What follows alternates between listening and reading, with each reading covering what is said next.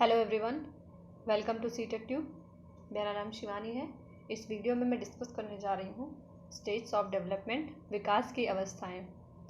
विकास किन अवस्थाओं से शुरू होता है, ये सारी अवस्थाएं मैं यहाँ डिस्कस करने जा रही हूँ। जिसमें जो फर्स्ट स्टेज है वो है प्रीनेटल स्टेज, जिसको पूर्व प्रसूति काल कहा गया है। यह अवस्था जो है वो गर्भधारण से लेकर जन्म तक की होती है। ये बात हमें इसमें याद रखना है। नेक्स्ट है शैशवावस्था। शैशवावस्था जो है इन्फेंसी, ये जन्म से लेकर 2 वर्ष तक। ये हमें इम्पॉर्टेंट पॉइंट है, इसको याद रखना चाहिए कि 2 साल तक का जो बच्चा होता है वो इन्फेंसी के अंतर्गत आएगा। इसमें हम बात करते हैं कि हमें इन्फेंसी में क्या क्या देखने को मिलता है। जो बच्चे होते हैं वो संवेदी इंद्रियों के सहारे वस्तुओं को अपनी समझ उसमें डेवलप करते हैं। जैसे मान लीजिए उनकी जो संवेदी इंद्रियां हैं उसके सहारे वो वस्तुओं के बारे में समझना शुरू कर देते हैं। इस अवस्था में जो है वो बच्चे अनुकरण करते हैं, अपने से बड़े लोगों के जो वाक्य होते हैं उनको दोहराना शुरू कर देते हैं। इस अवस्था में इनके अंदर जो है वो विकास काफ़ी तीव्र गति से होता है और बच्चे जो हैं वो दूसरों पर निर्भर होते हैं, लेकिन इनके अंदर जो है वो आत्म प्रेम की भावना वो विकसित होती है। आगे हम जानेंगे बाल्यावस्था, जो कि 2 से 11 वर्ष तक की अवस्था है, जिसको बाल्यावस्था कहा गया है। लेकिन इसको 2 भाग में डिवाइड किया गया है। पहले जो है वो है प्रारंभिक बाल्यावस्था, अर्ली चाइल्डहुड, इसको 2 से 6 वर्ष की अवस्था को अर्ली चाइल्डहुड कहा गया है। हमें इस अवस्था में क्या देखने को मिलता है कि जो बच्चे होते हैं वो दोस्तों के साथ मिलना जुलना पसंद करते हैं। इस अवस्था में बच्चों के अंदर जो है वो संग्रह प्रवृत्ति का विकास हो जाता है। उन्हें अगर कोई जो चीज़ पसंद आ जाती है वो उसको अपने पास रखना शुरू कर देते हैं। जैसे मान लीजिए उन्हें कोई कॉपी या पेन या पेंसिल कुछ भी पसंद आता है या कोई टॉय है उन्हें पसंद आ गया तो वो उसको अपने पास रखना पसंद करेंगे। उसे दूसरों को बिना बताए उसे अपने पास रखना पसंद करेंगे। इस अवस्था में जो होता है बच्चों में वो सहयोग और प्रेम, सहानुभूति, इन सभी का डेवलपमेंट हो जाता है। और इस अवस्था को टॉय एज यानी कि खिलौने की आयु कहा जाता है। अक्सर ये क्वेश्चन पूछा जाता है कि टॉय एज जो है वो रिलेटेड है इन्फेंसी, चाइल्डहुड, एडोलसेंस या एडल्टहुड। तो हमें याद रखना है ये जो है वो चाइल्डहुड में आता है। चाइल्डहुड में अगर पूछे अर्ली चाइल्डहुड या लेटर चाइल्डहुड तो ये हमें अर्ली चाइल्डहुड में देखने को मिलता है। आगे हम बात करते हैं उत्तर बाल्यावस्था, लेटर चाइल्डहुड, जिसको 6 से 12 वर्ष तक की अवस्था जो है वो लेटर चाइल्डहुड कहा गया है। इस अवस्था में क्या होता है, बच्चे जो है वो अपने पीयर ग्रुप में रहना पसंद करते हैं। उनके साथ जो है वो शेयर करना शुरू कर देते हैं। वो अपनी बातें, अपने उनके साथ खेलना, उनके साथ पढ़ना, उनके साथ लंच बॉक्स करना, ये सारी चीज़ें जो हैं वो सब कुछ शेयर करना शुरू कर देते हैं। इस अवस्था में बच्चे जो हैं अपने माता पिता से, उनके साय से थोड़ा दूर रहना पसंद करते हैं और अपने साथियों के साथ रहना पसंद करते हैं। तो हमें ये याद रखना है कि लेटर चाइल्डहुड स्टेज है, इसका क्या टाइम है, 6 से 12 वर्ष। आगे हम बात करेंगे एडोलसेंस, जो किशोरावस्था है। ये 12 वर्ष से 18 वर्ष की अवस्था है, जिसमें हमें इस अवस्था में जो कि सबसे ज़्यादा परिपक्वता देखने को मिलती है। इस अवस्था में जो होता है वो हमारा मानसिक विकास, संवेगात्मक विकास जो है वो हम पूरी तरीके से परिपक्व हो चुके होते हैं। एडोलसेंस स्टेज में 12 से 18 वर्ष तक की जो अवस्था है इसको एडोलसेंस कहा गया है। इस अवस्था को जो है सबसे ज़्यादा तनाव और तूफान की अवस्था कहा है स्टैनले हॉल ने। इस अवस्था में हमें बहुत सारी चीज़ें देखने को मिलती हैं। जैसे मान लीजिए जो किशोर हैं वो अक्सर हमेशा परिवार वालों से अपनी पूरी बात नहीं कह सकते, वो अपने दोस्तों के साथ अपनी बातें शेयर करना पसंद करते हैं। तो ये सारी चीज़ें हमें एडोलसेंस स्टेज में देखने को मिलती हैं। आगे हम बात करते हैं विकास को प्रभावित करने वाले जो फैक्टर्स हैं, इन्फ्लुएंसिंग फैक्टर्स ऑफ डेवलपमेंट। जो फैक्टर्स में दिए गए हैं वो किस तरीके से अफेक्ट करते हैं डेवलपमेंट को। आइए हम बात करते हैं हेरिडिटी के बारे में। वंशानुक्रम हमें किस तरीके से अफेक्ट करती है हमारे विकास को। मान लीजिए कोई बालक है, उसका जो रंग है और रूप, लंबाई, शारीरिक विकास या उसकी इंटेलिजेंस जो है या उसकी लॉजिकल थिंकिंग जो भी है और उसका हेल्थ जो है वो उसके हेरिडिटी पर डिपेंड करता है। नेक्स्ट है न्यूट्रिशन। न्यूट्रिशन किस तरीके से अफेक्ट करता है? मान लीजिए शिशु जब माँ के गर्भ में होता है तब से ही माँ को पौष्टिक आहार लेना चाहिए, और जन्म के बाद यदि बालक को पौष्टिक आहार मिलेगा तभी उसका शारीरिक व मानसिक विकास उचित रूप से हो पाएगा। इसलिए न्यूट्रिशन जो है वो भी एक इम्पॉर्टेंट फैक्टर है जो इन्फ्लुएंस करता है डेवलपमेंट को। आगे हम जानते हैं इंटेलिजेंस किस तरीके से अफेक्ट करती है। जो इंटेलिजेंस है, अगर मान लीजिए जैसे मान लीजिए तीव्र बुद्धि बालकों में सामाजिक, संवेगात्मक, संज्ञानात्मक विकास हमें अधिक देखने को मिलता है अपेक्षाकृत उन बच्चों में जैसे मान लीजिए औसत से कम जिनकी बुद्धि लब्धि है, या फिर बिल्कुल ही मान लीजिए जो कि मतलब मान लीजिए मंद बुद्धि के बालक हैं।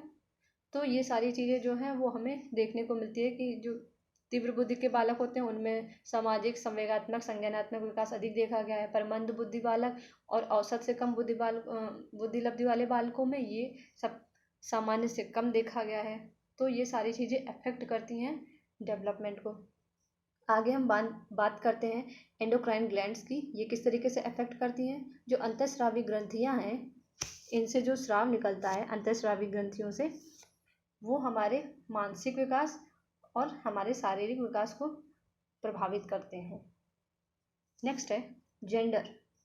जेंडर में हमें ये ध्यान रखना है कि जो लैंगिक विभिन्नताएं होती हैं, बालकों की अपेक्षा बालिकाओं का मानसिक विकास पहले पूर्ण हो जाता है, और परिपक्वता के लक्षण भी बालिकाओं में बालक की अपेक्षा जल्द ही विकसित होने लगते हैं। ये बात हमें जेंडर को लेकर हमेशा ध्यान रखना है कि डेवलपमेंट बालिकाओं में हमें पहले देखने को मिलेगा और जो लड़के हैं उनमें थोड़ा सा देर से देखने को मिलेगा।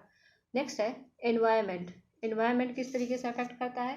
देखिए, बालक जिस भी भौतिक वातावरण में रहता है वो सारे जितने भी उसमें जो भी एलिमेंट्स हैं वो सब अफेक्ट करते हैं हमारे डेवलपमेंट को। जैसे मान लीजिए हमारा जो भौतिक परिवेश है उसमें मौसम, तापमान, उस स्थान का जो समाज है, संस्कृति है, वो सभी हमारे मानसिक और संवेगात्मक और सामाजिक शारीरिक विकास को डायरेक्टली अफेक्ट करते हैं। तो ये हमें याद रखना है कि वातावरण हमारे डेवलपमेंट को किस तरीके से प्रभावित करता है। आगे हम बात करेंगे विकास के प्रकार। जो हमारा इसमें फर्स्ट पॉइंट है वो है मेंटल डेवलपमेंट। मेंटल डेवलपमेंट किस तरीके से अफेक्ट करता है?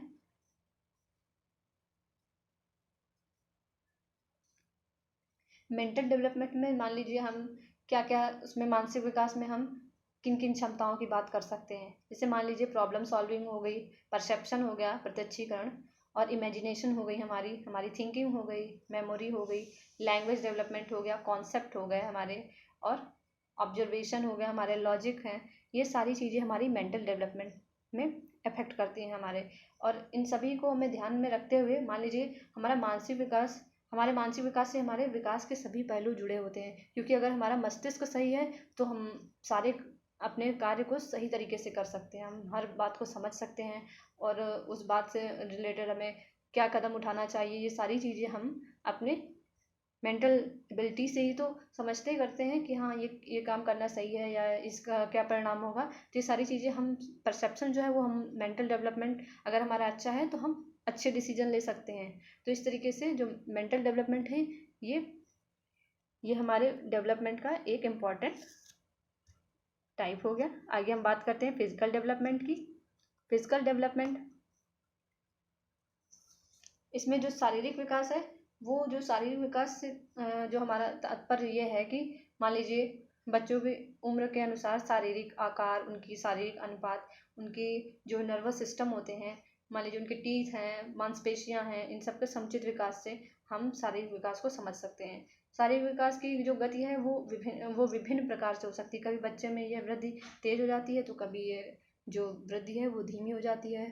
ठीक, तो शारीरिक विकास को हमें इस तरीके से समझना है। आगे हम बात करेंगे मोटर डेवलपमेंट की। जो मोटर डेवलपमेंट है जिसको हम क्रियात्मक विकास या गामक विकास कहते हैं, इसमें मांसपेशियों, तंत्रिकाओं तथा तंत्रिका केंद्रों की समन्वित क्रियाओं द्वारा शारीरिक गति पर नियंत्रण प्राप्त करना क्रियात्मक विकास कहलाता है। इसको हम दो भाग में डिवाइड कर सकते हैं क्रियात्मक विकास को दो प्रकार से।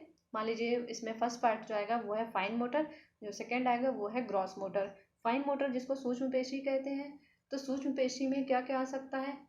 सूक्ष्म पेशी जो है, तो इसके अंदर हम जब बच्चे छोटी छोटी गतियों के साथ काम करते हैं, ये सूक्ष्म पेशी अवस्था कहलाती है। मान लीजिए हम हैंड आई कोऑर्डिनेशन से रिलेटेड जितने भी काम करते हैं वो हमारे इसके अंतर्गत आ जाएंगे सूक्ष्म पेशी में, जिसको हम फाइन मोटर कहते हैं। मान लीजिए लिखना हो गया, ड्राइंग हो गई, पेंटिंग हो गई, स्टिच हो गया, ये सारी चीज़ें जो है वो है फाइन मोटर में आएंगी। वहीं अगर हम बात करें ग्रॉस मोटर की, मतलब क्रियात्मक विकास में, मोटर डेवलपमेंट में, तो इसमें जो है वो शरीर की बड़ी बड़ी मांसपेशियों से जो कार्य पूर्ण होते हैं वो हमारे ग्रॉस मोटर में आएंगे। जैसे मान लीजिए साइकिल चलाना हो गया, स्पोर्ट्स की कोई एक्टिविटी है, और मान लीजिए सर्कस जो होते हैं, सर्कस में जो लोग करतब दिखाया करते हैं, तो उनकी जो जो क्रियाकलाप वो दिखाते हैं, तो उसमें शरीर की बड़ी बड़ी मांसपेशियों का योगदान होता है। तो ये सारी चीज़ें हमें ध्यान रखना है।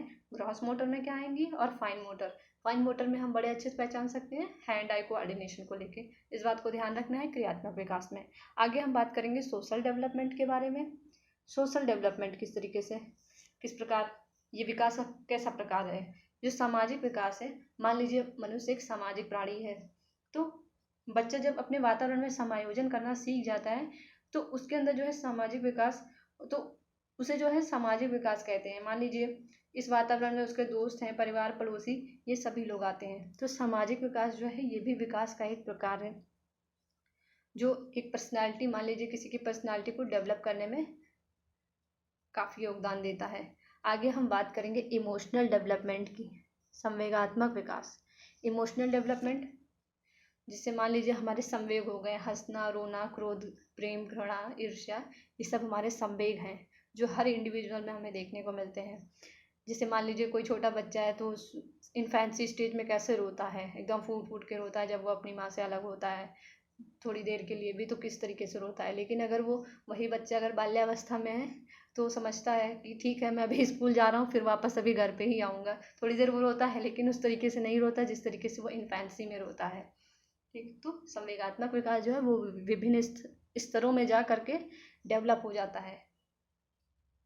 जैसे मान लीजिए इन्फेंसी में अलग, फिर उसके बाद बाल्यावस्था में थोड़ा सा और बैलेंस हो गया, फिर एडोलसेंस में आके काफ़ी बैलेंस हो जाता है काफ़ी हद तक, और जब आप पूरी तरीके से मान लीजिए प्रौढ़ावस्था में होते हैं तब आपका संवेगात्मक विकास तो पूरी तरीके से हो जाता है।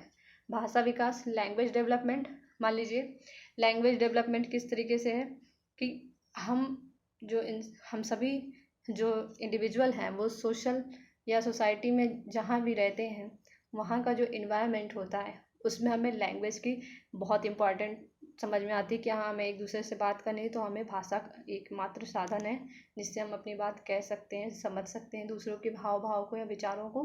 तो जैसे मान लीजिए एक बच्चा है वो परिवार में जब धीरे धीरे बड़ा होता है तो उसको अपनी तरफ से कहीं से नहीं लैंग्वेज वो कहीं जाके सीखता है, वो परिवार के सदस्यों से ही सीखता है। उनके छोटे छोटे जो भी सेंटेंस वो सुनता है या बड़े सेंटेंस भी सुनता है तो उसमें एक दो बातें वो बात क्या वो उसमें कुछ शब्द अपने अंदर वो आत्मसात कर लेता है, उन्हीं को दोहराता रहता है, चाहे उसका अर्थ उसको पता हो या ना हो, लेकिन वो उसको बोलता रहेगा, लेकिन पूरा वाक्य नहीं बोल पाएगा। लेकिन अगर यही यही अगर अगर अगर यही हम आगे जाके देखें बाल्यावस्था में, तो बाल्यावस्था में क्या है कि वो धीरे धीरे पूरे वाक्य को बोलना शुरू कर देगा, लेकिन हो सकता हो कहीं किसी शब्द का वो गलत तरीके से प्रयोग कर रहा, वो उसको कहीं जाके हो सकता हो कि एडोलसेंस में पता चले कि हाँ नहीं मैं ये चीज़ बहुत गलत बोल रहा था बाल्यावस्था में, तो इसका ये मतलब है, तो इसको इस तरीके सेंटेंस में बिल्कुल नहीं यूज़ करना है।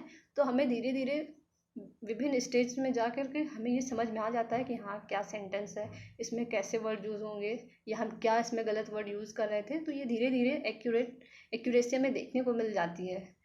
इसलिए जो डेवलपमेंट है ये एक लॉन्ग टर्म प्रोसेस है। हाँ ऐसा नहीं कि आज हम जो सीख रहे हैं वो हमेशा ऐसी ही रहेगी, हम जितना प्रैक्टिस करेंगे वो उतनी इम्प्रूव होगी। इसलिए डेवलपमेंट होना बहुत ज़रूरी है और भाषा विकास हमेशा चलता ही रहता है। यहाँ पे दिए हुए सभी 6 पॉइंट जो हैं वो हमेशा चलते रहते हैं।